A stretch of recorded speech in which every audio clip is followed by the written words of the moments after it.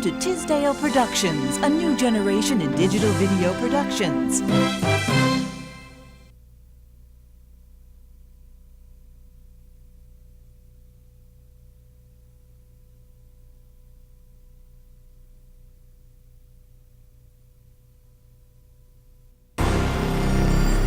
Mesa Chamber of Commerce. Businesses and people. Building and growing in Mesa since 1912. A powerful voice of nearly 1,500 members. Working for the civic, educational, and cultural future of Mesa. One place. Mesa. One organization. The Chamber. Mesa Chamber of Commerce.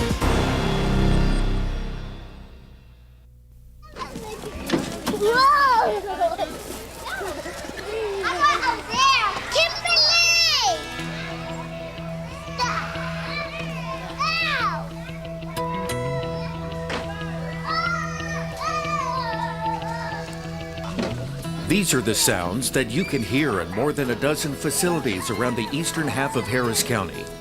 To most of us, it's the sound of children playing.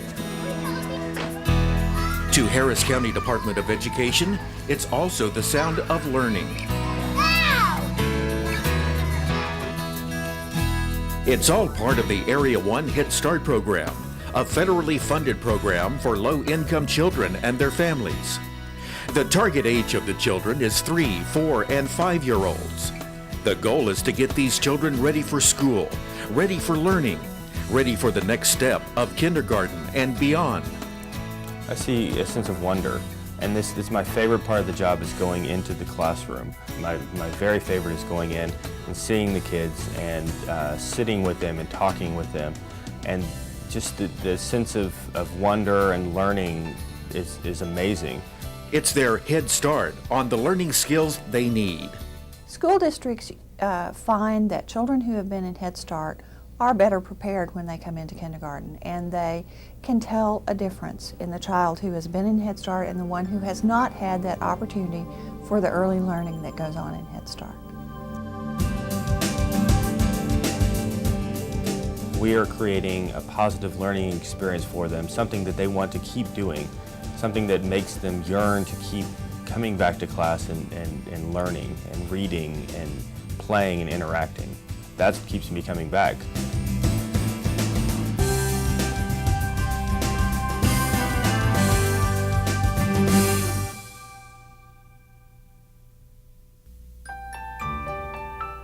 Mommy, can we stay in the park just a little longer? I feel safer knowing there's more police in my neighborhood. I feel like when I say something, someone is listening. When people think of Houston, they think of tall skyscrapers, mazes of freeways, and businesses that keep our economy flourishing. And one of the most important building blocks of the city we sometimes overlook are neighborhoods. Neighborhoods are the heart of any city, and Houston is no exception. In Houston, I believe the neighborhood voice must determine our direction. That neighborhood voice is made up of all Houstonians, every one of us. I'm Mayor Lee Brown. Everyone's voice can be heard and should be heard. That is the reason I initiated neighborhood-oriented government.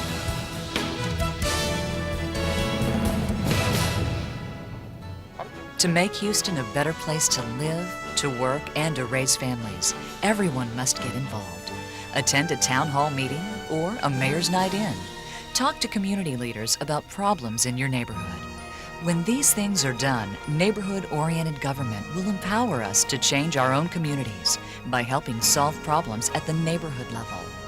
Taking part in improved access to city government, and interacting with city employees who are working to provide services to each and every Houstonian. Mr. Mayor, how can I get a library in my neighborhood? We can call the planning department. Mr. Mayor, how can we get sidewalks in our neighborhood? Or we can call the public works department. Mr. Mayor, where can I get my bike fixed? For yourself, your children, and your neighborhood, get involved. Become a part of neighborhood-oriented government. When we work together, making Houston great gets easier.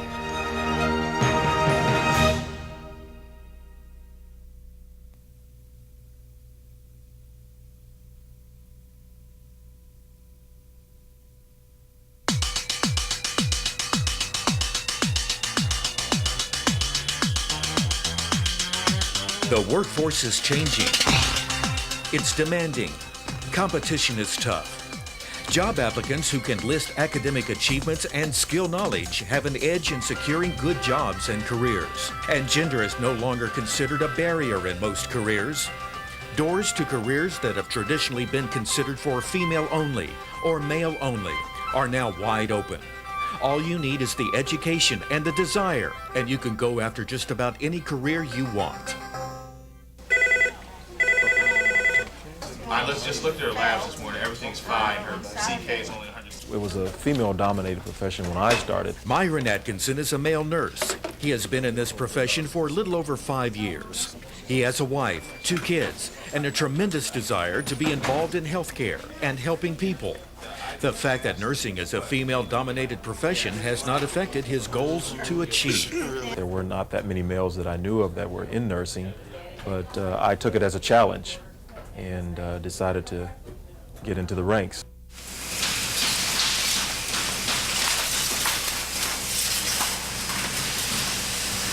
Vicki Jackson has been a sheet metal worker since 1979. Women's equality in this field was slow in coming back in the 70s, but Vicki Jackson jumped right in.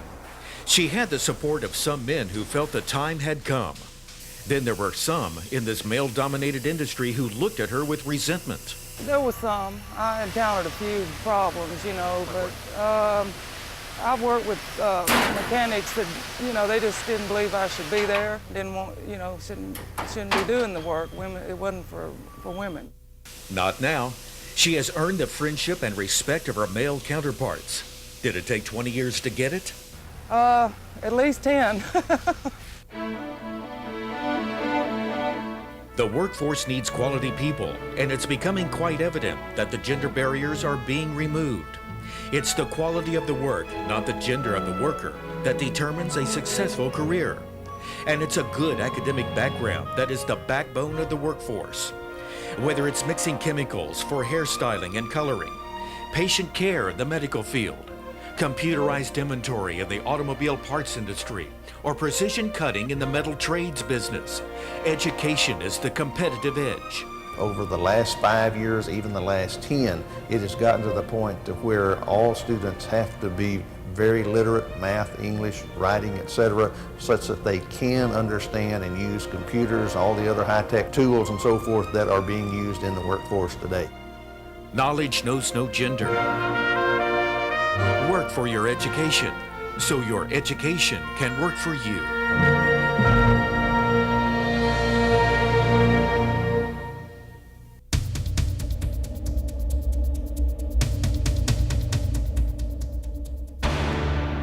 That's one of my biggest fears. Someone will find a way in.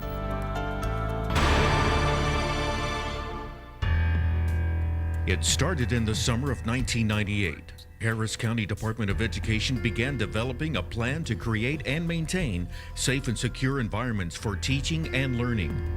For years, individual campuses had been beefing up security. Individual school districts found the issue of safety inching up on their list of priorities. Then in the late 1990s, places like Jonesboro, Arkansas, Paducah, Kentucky, and Littleton, Colorado made headlines. Gunfire on campus, students and teachers killed. Suddenly, school security was and is everyone's top priority.